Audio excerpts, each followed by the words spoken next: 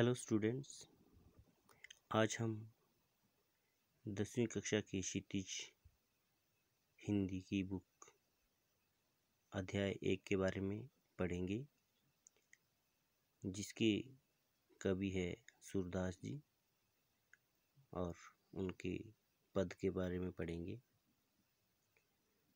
बच्चों, ये पद सूरदास के भ्रमर गीत से लिया गया है। इन 4 पदों में गोपियों की व्यथा को बताया गया है। व्यथा होती जो बिछड़ने की जो तड़प होती है। जब श्री कृष्ण गोपियों को छोड़कर मथुरा चले गए थे तो गोपियां इनके आने का इंतजार कर रही थी, लेकिन कृष्ण ने अपनी जगह अपने मित्र उद्धव को योग संदेश देकर भेजा। वे स्वयं नहीं आया। तब गोपियों ने उद्धव पर एक भ्रमर गीत के माध्यम से व्यंग्य करके, साथ ही अपनी व्यथा मतलब दुख दर्द को बताया है। तो आइए हम इन 4 पदों के बारे में पढ़ेंगे। ऊधो तुम हो अति बड़भागी, अपरस रहत सने तगाते, नाहिन मन अनुरागी। गोपियां कहती हैं कि ऊधो तुम बहुत ही अति मतलब बहुत ज़्यादा, बड़भागी मतलब भाग्यशाली, तुम बहुत ही बड़े भाग्यशाली हो कि अपरस रह सने तगाते, नाहिन मन अनुरागी, कि तुम कृष्ण के साथ रहकर भी अपरस होता है, अछूते, रहत स्नेह तगाते, प्रेम के तगावता प्रेम के धागे से नहीं बंधे, नाहिन मन अनुरागी, और तुम्हारा मन जो है कृष्ण के प्रति प्रेम के प्रति अछूता रह गया है, अनुरक्त नहीं हुआ। पुरइन पात रहत जल भीतर, तरस देना दागी। गोपियों ने एक उदाहरण के माध्यम से बताया है। पुरीन होता है जल, जल के भीतर रहने वाला कमल। पुरीन पात रहत जल भीतर, तरस देना दागी, कि तुम उद्धव को बताया है कि तुम जिस प्रकार कमल का पत्ता जल के भीतर रहकर भी उस पर किसी भी प्रकार का पानी स्पर्श नहीं करता, तरस देना दागी, और किसी प्रकार का उस पर दाग नहीं लगता है, उसी प्रकार तुम भी श्री कृष्ण के साथ रहकर भी उनके प्रेम को नहीं समझ पाए, उनसे लगाव नहीं है। एक उदाहरण देकर और उन्होंने व्यंग्य किया है। ज्यों जल माँ तेल की गागरी, बूंद न ताको लागी।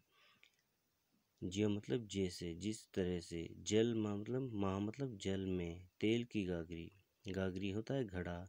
यदि जिस प्रकार अगर एक तेल का घड़े को पानी में डुबो दिया जाए तो उस पर एक बूंद भी पानी की स्पर्श नहीं करती, उसी प्रकार तुम भी श्री कृष्ण के साथ रहकर भी उनसे बिल्कुल अलग हो। प्रीति नदी में पाँव न बोरियो, दृष्टि न रूप परागी। सूरदास अबला हम भोरी, गुर चाटी ज्यों पागी। गोपियाँ आगे कह रही हैं, प्रीति मतलब प्रेम की नदी, तुमने प्रीति नदी में पाँव न बोरियो, कि तुमने अभी अपने प्रेम की नदी में पाँव नहीं डुबोया है। दृष्टि न रूप परागी, और तुम्हारा मन जो है श्री कृष्ण के प्रेम में अभी अनुरक्त नहीं हुआ है, तुम्हारी दृष्टि उनके प्रेम को नहीं पहचान पाई। सूरदास अबला हम भोरी गुर चाटी ज्यों पागी। गोपियाँ आगे कह रही हैं कि सूरदास अबला हम भोरी, हम जो नारी हैं बहुत ही भोली हैं। भोरी होता है भोली। जिस प्रकार गुर चाटी ज्यों पागी, कि हम कृष्ण के प्रेम में इस प्रकार फंस चुकी हैं। जिस तरह से गुड़ में यदि चींटी चिपक जाती हैं और वहाँ से बाहर नहीं निकल पाती, उसी तरह हमारे भी कृष्ण जी अपने मन से, हृदय से उनको नहीं निकाल पा रहे हैं। हम जो भोली अबला नारी हैं, हम उनके प्रेम में उस प्रकार पागल हुए हैं कि जिस तरह से गुड़ में चींटी फंस जाती है और उसमें से नहीं निकल पा रही हो, उसी तरह हम भी श्री कृष्ण को अपने मन से नहीं निकाल पा रहे हैं। आइए दूसरा पद इसका देखते हैं। मन की मन ही मांझ रही, कहिए जाए कौन पे, ऊदो नाही परत कहीं। गोपियाँ आगे कह रही हैं कि हमारी मन की अभिलाषा जो है मन में ही रह गई है। जाई कौन पे उधो, ना ही परत कहीं। हम कहें तो किस पे कहें, ना ही परत कहीं। और किसी पे हम कह भी तो नहीं पा रहे हैं, ना ही परत मतलब किसी पे हम नहीं कह पा रहे हैं, क्योंकि प्रेम की बात दूसरों पे नहीं कही जा सकती। अवधि आधार आस आवन की, तन मन बिथा सही। गोपियाँ आगे कह रही हैं कि अवधि होता है समय, एक समय ही इसका आधार था आस आवन की, और हमारे पास एक समय था और कृष्ण के आने की एक आस थी जो हमारे मन में। तन मन भी था सही, और जब आप उनकी योग का संदेशन लेके आए तो हमारा तन मन भी था सही, और भी ज़्यादा अपना जो दुख दर्द जो है, ये संदेश सुनकर और ज़्यादा हमारा दुख दर्द बढ़ गया है। अब इन जोग संदेशन सुन सुन, बिरहन बिरह दही। चाहत होती गुहार जिथे ते, उत्ते धार बही।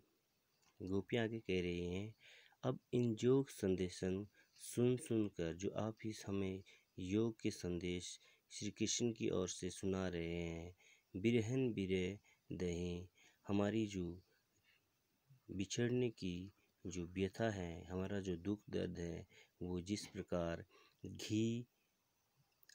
आग में घी डालकर उसे और ज़्यादा भड़काई जाती हैं, उसी प्रकार हम आपका योग संदेश भी जो है हमारी व्यथा को, हमारे दुख दर्द को और ज़्यादा बढ़ा रहा है। चाहत होती गुहार जिथे ते, उत्ते धार बही। हम जहाँ से भी अपने इसकी व्यथा की गुहार यानी कि गुहार आस लगाए बैठते हैं, उत्ते धार बही, उससे उल्टा हम हमारे और इसके दोबारा देखिएगा। चाहत होती गुहार जिथे ते, गोपी कहती है कि हम जहाँ भी श्री कृष्ण के आने की गुहार या आस लगाए बैठे थे, उत्ते धार बही, उसके विपरीत जो है हम इस व्यथा को और ज़्यादा बढ़ती जा रही है, यानी कि हमारे साथ ऐसा उल्टा होता जा रहा है और ज़्यादा हम कृष्ण से दूर होते जा रहे हैं। सूरदास अब धीर धरे, क्यों मर्यादा न लही। गोपियाँ आगे कह रही हैं कि सूरदास जी जो इसके कवि हैं, अब धीर धरे क्यों, अब हम इस धैर्य, धीर होता है धैर्य, अब हम धैर्य क्यों धरे हम धैर्य, मर्यादा न लही। जब श्री कृष्ण जी प्रेम में अपने मर्यादा को ही भूल गए हैं, तो हम अपने धैर्य को कैसे रख सकते हैं। तो बच्चों, आज हमने सूरदास के दो पद के बारे में पढ़ा। दो पद के बारे में हम आगे पढ़ेंगे और इसके जो क्वेश्चन आंसर है, पहला, दूसरा, तीसरा और चौथा, 4 क्वेश्चन इसकी अपने फेयर नोटबुक में लिखिएगा। और यदि आपको किसी में समझने में मुश्किल आ रही हो, किसी पद में, किसी लाइन में, तो आप मेरे पर्सनली व्हाट्सएप नंबर पर मुझसे कांटेक्ट कर सकते हैं। Thank you.